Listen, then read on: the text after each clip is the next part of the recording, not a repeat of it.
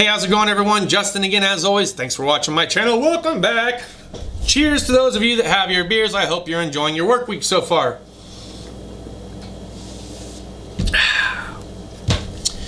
Tool Haul Wednesday instead of Tool Haul Tuesday. The tool I was hoping to get didn't come in the mail because of the holiday. Meh, go figure. But I did pick up a couple of things.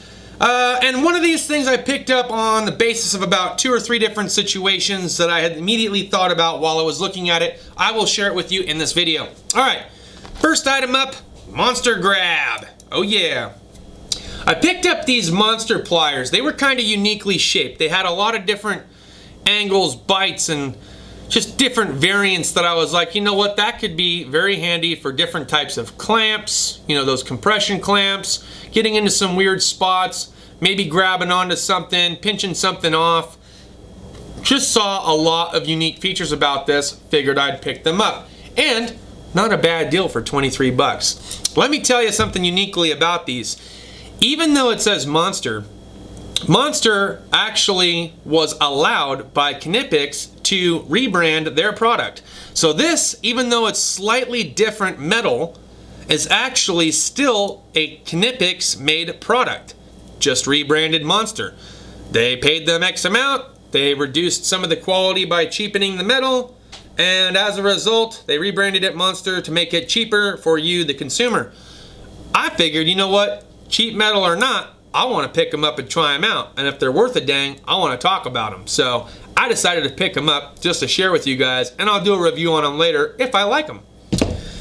Alright, second item up, we're going to briefly talk about this for a second. So I got a lot of comments about the engine oil pressure test kit from Harbor Freight. This is the kit in case you haven't seen it. Nice little box, plenty of little adapters, and the gauge goes up to 140 psi. Nice long hose, so you can get into some down to weird spots, run it up through the engine bay or around the car and hang it from something, etc. I had a lot of people say they had concerns of the oil pressure gauge giving false readings because they've had bad luck a time or two with not just the oil pressure gauges but also their compression testers. So I don't recall ever having an issue with the compression tester, but that's also been about 9 years back or so since I've had that compression tester, because I actually upgraded, I thought I was upgrading, from the Harbor Freight one to the Craftsman one, and I've been rocking the Craftsman one ever since. I haven't had a need to change it out for anything else because it just keeps working. It's accurate, it's been accurate, so I don't know. I can't say anything about the compression testers of today from Harbor Freight, but you guys can, and you guys leave me comments saying, hey man, these things don't read worth a damn. Alright, so I had an idea.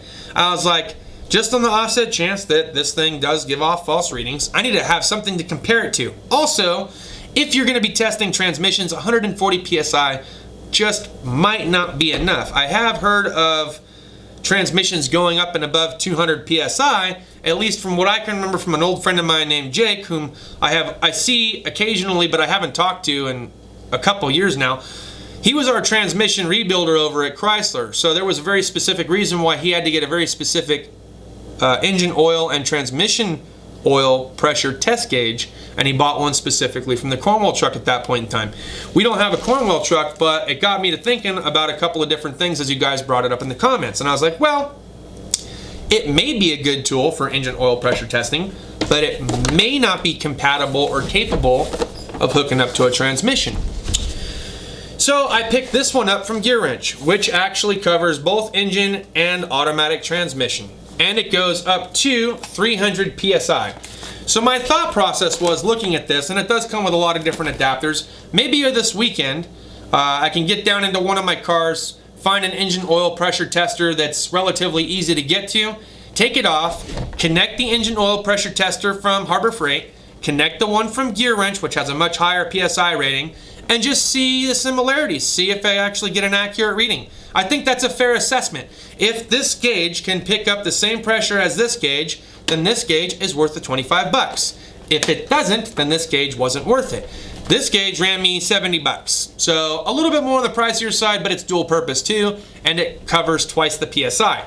So those are my pickups for today, or this week.